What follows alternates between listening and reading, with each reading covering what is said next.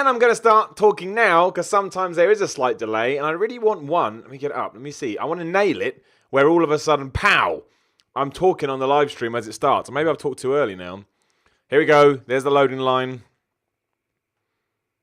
No, I think I started too early. Anyway, hello, welcome to the weekly Q&A Patreon video thing, whatever you want to call it. Thought I'd leave it about 24 hours this week just to give you a chance to get more questions. And also, yesterday was the Jewish New Year, so I was in synagogue, and by the time I got home, I was like, well, I could do it now. But most people have probably settled down for the evening, so I'll just do it today instead. Shana Tova, if you are Jewish, that means Happy New Year in Hebrew. I'm trying to think of other things I need to update you on. My shoulder is still a mess. It's looking like, right, it is starting to look like I'm going to need surgery at the end of the month. It's booked in, but what I was hoping was going to happen is that physiotherapy showed some sort of improvement and we could not go that route. I mean, it still could happen. Like, it's not as bad as it was, obviously, and I have flexibility. It's just the pain that is the issue, and I got no strength in it. If I do need surgery, that's going to be a problem, but we'll do a whole video dedicated to that, which I'll probably put on the main channel just to talk about. But we'll get there as and when. I'm a little bit worried about it, but we'll see. Hopefully you saw the Spider-Man playthrough go up. Episode 3 is literally exporting now as I do this, so I'll get that up today. Also going to do a piss take review of Shadow of the Tomb Raider. I need a prop, though, so I'm waiting for that prop to come through. Then I'll get that done, do a podcast tomorrow, and other nonsense as the week goes on. And that's pretty much it. I think that's all you need to know. That's all the information. I've closed down the questions I've just realised, which I always do because I'm a moron. We can start with the Facebook ones. If you're interested as well, around 4 o'clock today, I'm going on Soho Radio in Soho to talk about violence in games. Or obviously why, it's not a problem. But, you know what I mean, that people need to calm down. So, if you are... you can listen online. You can do that. If you just go to Soho Radio, whatever it is, yeah, you can hear me talking about that around about 4 o'clock today. It's just something that somebody offered me. I like to do those opportunities because you never know where they're going to lead to, right? They may get me on as their video game guy at the time, which, is only a small radio station, but would be pretty cool. So we will see. Let me just find the questions. Is that it? That's it. There we go. Right, so that's up there, and we'll start with the Facebook ones, which I also need to find. There we go. Right, I found them all. That took a while. Got asked loads of questions this week, which is all good by me. The more the merrier. Right, Matthias Sandberg. A couple of questions for you this week. If you could stay the same age for the rest of your life, what age would you choose? 28. Maybe that's not true. Maybe now. I mean, I look a bit older than obviously I did when I was in my late 20s, but I think... Now I feel like, but you probably say this with every year to the point you start getting super old. But now I feel like I'm in a place in my life where I'm confident in who I am. I like who I am, as weird as that sounds, but you know what I'm into mental health wise. And yeah, I have the confidence to stand up for my own convictions and I like what I'm doing. And at the moment, if someone said you want this forever, I'd be like, yeah, this is really fun and I'm really enjoying myself. Long may it continue. So maybe now, at least this is the I mean, if it wasn't for my shoulder injury, right now I'd feel pretty content with everything. And that would change down the line. Of course it will, for better or for worse. But I think that's really kind of the goal with everything. So right now you're like, meh, life is good. So yeah, I'm going to say now, I like John Cena. What's your favourite match? Whatever my next match is. Idiot. If you could have one superpower, what would it be? I mean, probably flight. Just because... Super strength would also be amazing, and like being invisible or super running would be good. But if you can fly, you can just use it from just a normal life point of view as well. No more planes. You can fly. That's cool. People are going to think you're badass. Don't have to worry about heights no more because you can fly. I just think flying would be the best. I always think about Batman's superpower. He doesn't have any. His power being rich. So rich and fly. Thanks. What superheroes should get a video game next? Well, we're getting the Avengers from Square Enix, which I worry is not going to be very good, just because I don't think Square Enix has done a good game in a long time. Wolverine video game was alright, but we've had it. I don't know, because really, and Captain America would be alright, but it would just be a hack and slash game, and I'm not sure he's got enough, because obviously Spider-Man works in New York City, swinging around. You'd have to come up with something cool with the shield, and I'm not sure that you could. Batman smashed it. I mean, Superman, really. That's the game where there's enough lore and interest there that we really should be able to come up with an idea that works in video games, yet we've never done it. So yes, I'd like to see a really good Superman game, which I'm hoping Rocksteady is doing. I don't know what they're doing. Arkham Knight came out, 2014, 13? I mean, there's no rush. They don't have to release anything. They want to do a good job. But yeah, I would like to see a Superman game. Don't know if we're going to see it, though. If Rocksteady aren't doing it, I don't know if I want it either. Because say what you will want about that Spider-Man game, and nothing wrong with it, but it is heavily influenced by the Arkham games, as it should be. They're the best ones ever. Anyway, no. I'd rather Rocksteady did it than anybody else, because I think they do it best. Just my opinion. And they've clearly got the DC license, or clearly an in with DC, because they smashed Batman, changed the video game, superhero world. You can't make shitty superhero games anymore, because everyone will go, well, they do it with Batman, why couldn't you do it with this? It's quite an important moment. Nick Ams, hey Simon, this week I've got loads of questions that I don't think I've heard you answer before. Bring them, Nick. Thank you very much for your time. Which console from each major brand was your favourite? For me, it'd be Nintendo 64, Genesis, PS3, and 360.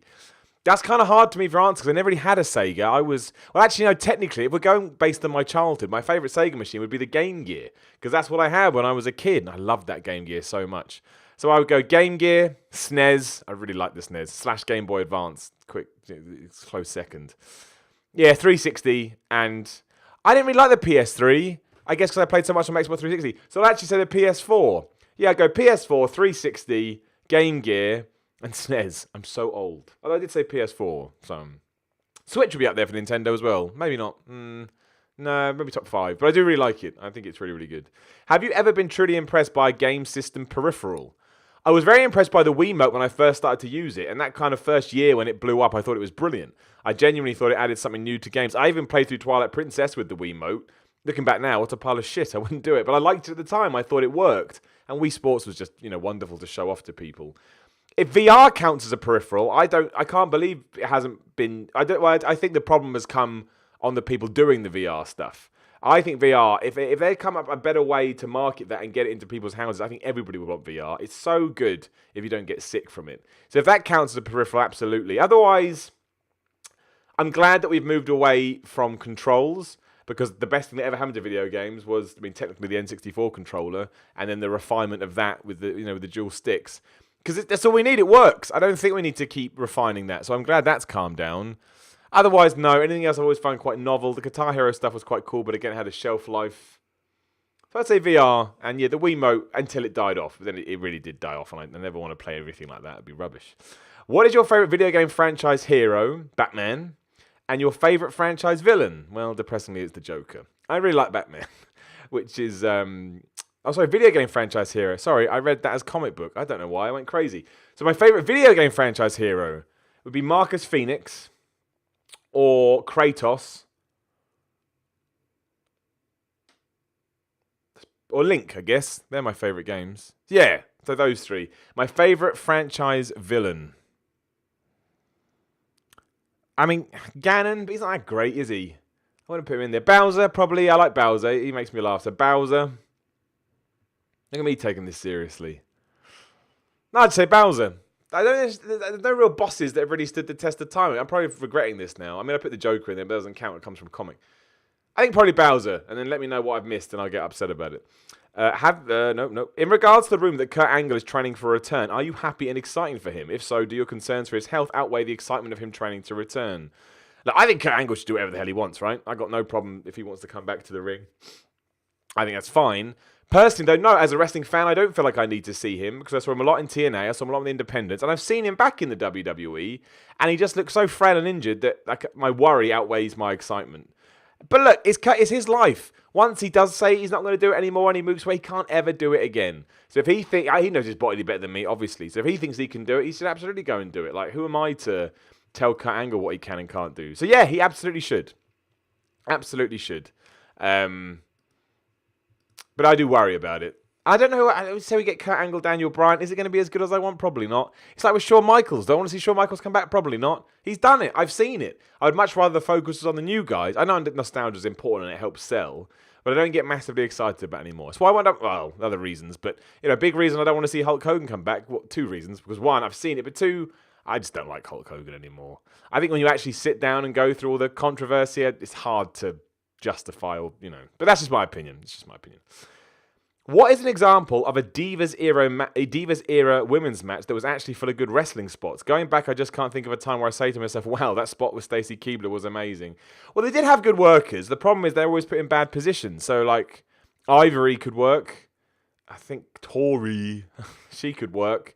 But the problem was they were never put in the position. The problem was the divas wasn't necessarily. I mean, there was like Molly Holly, right? There were women that could wrestle, but that wasn't the MO of WWE. They wanted them in mud matches or bikini matches or evening gown dresses. And you can't do much when you're asked to do that. So I do think I don't think you can actually find one that's full of good wrestling spots because they were told not to do that. And in fact, when the Evolution was on the cusp of happening, I'm pretty sure 2 people had a match and they got told off. Maybe this was in NXT, where they said you can't do that. You'll take away from the men's matches, which is incredibly sexist and misogynistic. But now it's changed. So I don't think you'd find one because they weren't allowed to do it until Trish and Lita obviously broke through a little bit. So no, I don't think Stacey Keebler ever did. But that wasn't her remit anyway. But even if she could work, she'd have been told not to. Would you want to see Stone Cold make a return at the new feature? Are you happy that he has stayed retired? Again, I love Stone Cold Steve Austin. I know he's got a controversial personal life, but I mean, purely from a kid point of view, yeah, he was my wrestling hero. But much like Shawn Michaels and Kurt Angle, like the one-off appearances, great, get that pop. But what's he going to do if he comes back full time? We've seen it, and it's never going to live up to my memories or my expectations. So no, I'd like him to feature a bit more, maybe twice a year. But otherwise, no, I'm all good. Ever thought of doing Mill Bob reacts to some of your YouTube comments? That would be prime trolling opportunity, I think. I am going to try to do more YouTube comment reaction videos, but I think I'll do it as me, just because I quite like doing it as me. The problem was, I'm trying to find a balance at the moment of winding people up, but also letting people in on the joke, because I have to be fair, a lot of people find the Miller Report stuff based on my, through What Culture, knowing me off What Culture, and then they don't understand it. So it's kind of hard. So at the moment, I don't have many good comments. But once I've got enough up, I'll definitely do that. You said you have a few instruments. What's your favourite guitar that you own? Do you have a dream guitar or dream amp? Well, my dream amp would be a Mesa Boogie dual rectifier. I don't think I ever get that. It's like 1,500 quid. I don't say I could justify it. My favourite guitar... my favourite electric guitar is what I'm looking at now. My ESP LTD. Is it 751? The one with the Diamond Explorer. It's not diamonds in it. It's called Diamond. And I also bought an acoustic guitar this year for reasons that I'll explain on another podcast. I bought a Taylor guitar, which is just absolutely amazing and sounds wonderful. And I had to get it on finance. I couldn't afford it at all. But yeah, those 2 guitars are my favourite. But I've got like 10 guitars, I think, and I've got a keyboard, a piano. I want a pair of electric drum. I want a set of electric drums if I can ever afford that too. Dream guitar. I'd like the Iron Cross, because I'm a big Metallica guy. So if I get the Iron Cross by ESP, that would rock. Really, if someone could just give me $5,000 to go buy an ESP guitar, that'd probably be my dream guitar. I'd just make it from scratch. That's enough for now, I think. Have a wonderful day. I know the shoulder process is slow going, but I hope we get to see you some promo work for Defiant soon. Thank you, Nick. I mean, on the subject of that, they'll probably let me do it, but if I do have to, if I have this surgery, right, it's going to be 6 months recovery time, which makes me want to die inside and makes me a little bit more upset with the person that did all this. Again, between us, he hasn't exactly taken much responsibility before it, but whatever. People are like that. I don't focus on negativity. But I think I'll stay away because I am going to come back. I am going to return, and I think I'm going to have a bigger reaction and a bigger impact if I'm not there at all. Absence makes the heart grow fonder. If you see me each and every week, it takes away from that. So I think I'll just vanish. And it's going to be tough. It's going to be mentally tough, but hey, stuff makes you stronger, right? I talk about it all the time. I better put it into practice. James Hunt. Hi, Simon. I hope you've had a relatively chilled weekend. I did actually this weekend. I took it off because I felt like I had to. Then about halfway through Saturday, I went nuts because I have to do stuff. So I just started doing stuff because I'm an idiot. After a beautiful summer off, the hard work starts again today for me, and that means a lot of driving. With this in mind, what is your favourite driving song? Whew.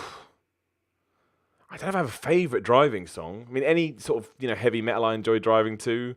If it's like a Sunday and I'm driving somewhere nice, probably something quiet. No, I don't have a favourite driving song. What can we thinking? That August Burst Red song was my pump-up song for a while that I listened to. What was it called? Where is it? This is fun. King of Sorrow, but August Burns Red. But that wouldn't be my driving song. I've only heard about that, a month ago, whatever it was. But yeah, we'll say that one for now. Currently, when I was going to wrestling training, I had that blaring out all the time because it got me pumped. Mariam Mohammed, what would a perfect city be like? Well, everyone would be nice to each other, but we'd also be able to have reasoned debate. Because I don't want everyone to be thinking the same, but I do want to be able to sit down and go, I don't think this way, but how about this perspective? And the other person would be like, oh, that's interesting, but what about this?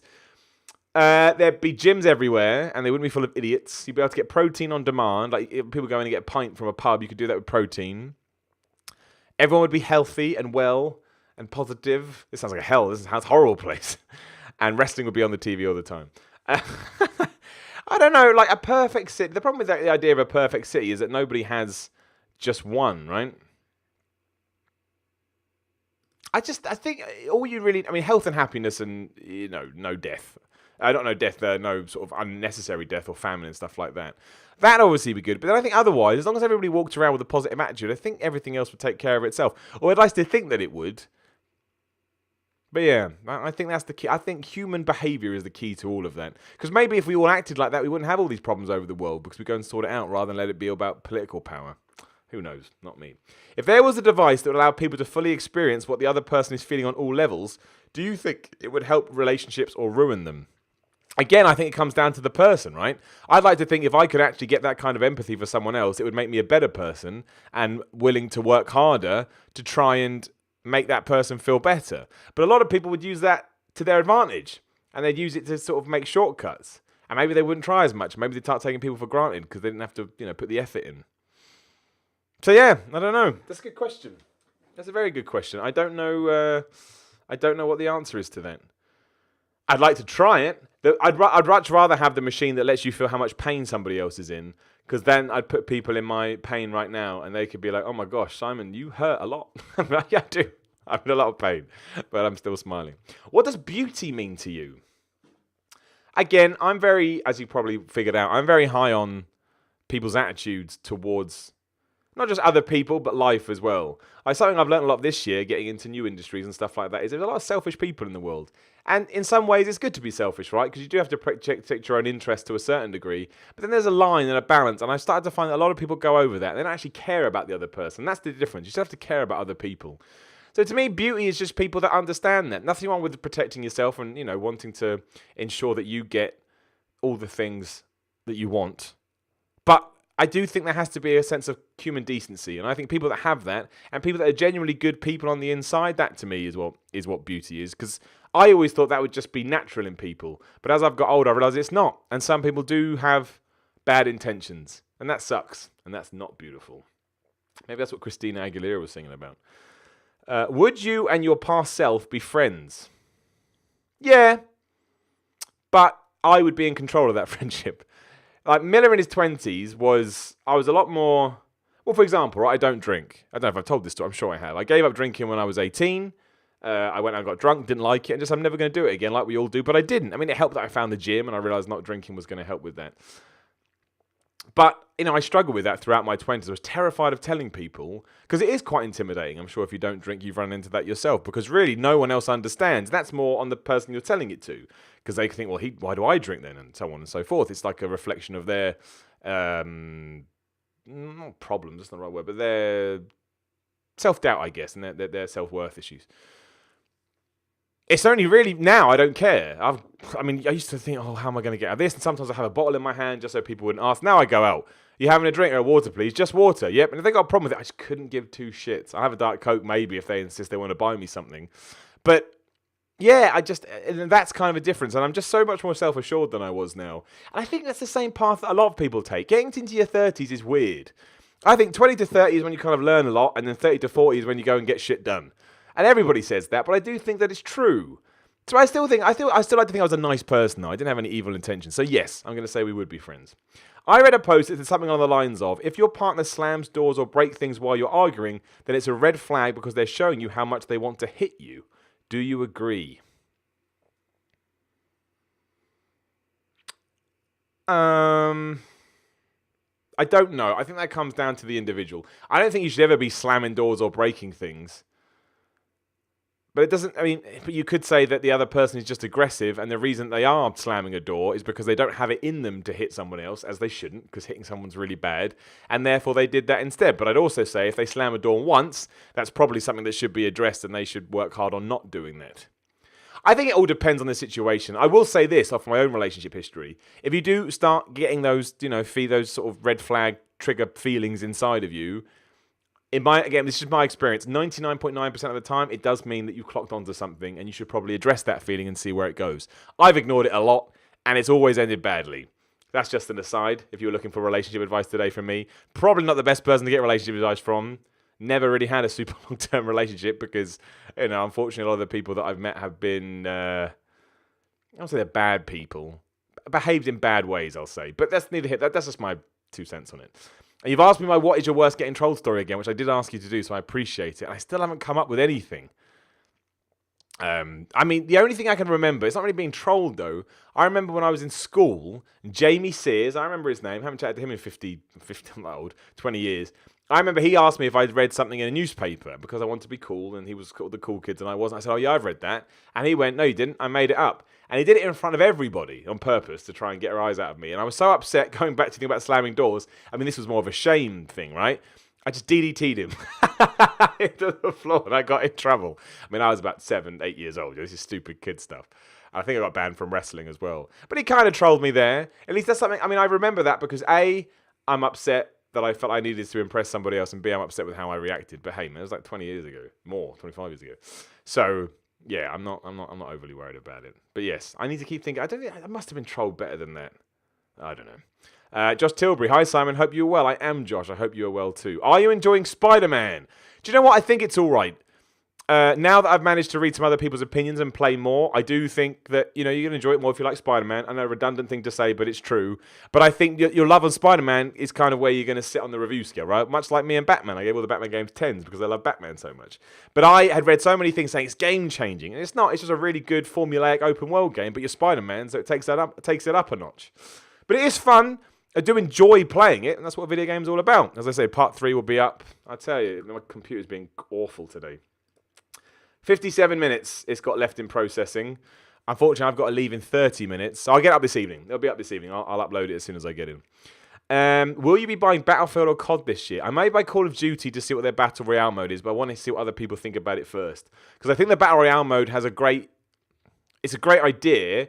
I just don't necessarily like how it's executed in Fortnite or PUBG because I don't feel like it's aimed at me, whereas Call of Duty should be. Battlefield's not really my game. I never really played it. But yes, I'll probably tap in with COD this year, depending on reviews and stuff. Did Tama Tonga hit your bad shoulder when you were interviewing him? Best interview ever. No, not to any great degree. I mean, the story with All In is I was told by my doctor to go and use my arm like I would do anyway. It was time to test it. And he's 100% right. If you don't test it, you don't know if it's getting better. And it was actually starting to feel all right. And then we did the DDP yoga stuff, which I'm sure will be up on What Culture. And I didn't do anything to exert myself. And I did everything. I told him I was going to do this. The doctor said, yep, do it. And it was just one push-up. And that's what really made it suffer. But as much as that sucks, it's good to know. Because I was meant to test it. And I tested it. You can't do a push-up, right? There's a problem there. But it was fine. Yeah, and thank you. I appreciate the best interview ever. I really enjoyed that. And he was a lovely dude. Now we follow each other on Twitter. Isn't it great? Sometimes I'm very lucky when stuff like that happens. Who would be on your personal wrestling Mount Rushmore? I've done this before. Do I remember? Stone Cold Steve Austin. I mean, my own personal it means Bret Hart has to be on there because if it wasn't for Bret Hart, I wouldn't have started watching. Stone Cold Steve Austin was my new Bret Hart.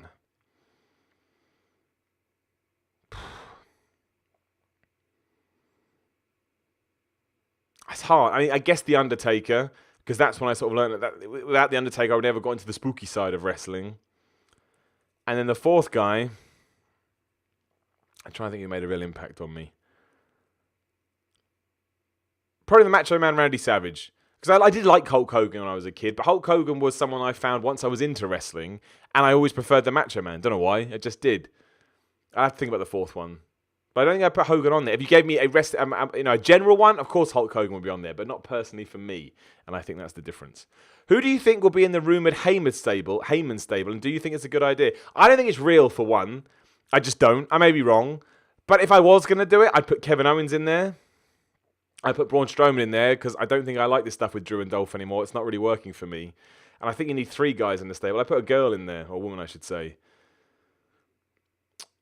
Maybe like Alexa Bliss or someone like that, or maybe turn Natalia heel, put her in there, something like that. I don't want to see a Paul Heyman stable. I'd rather Paul Heyman supported one guy. But we'll see.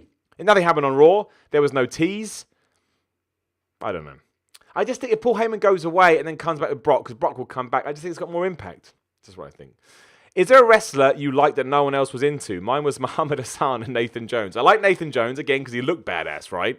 It just never worked out. And I wanted to like Muhammad Hassan. I thought they could have done a good idea with that, but they took it and went completely. I thought they were going to present him as a sympathetic character, and they did not. So that was horrendous.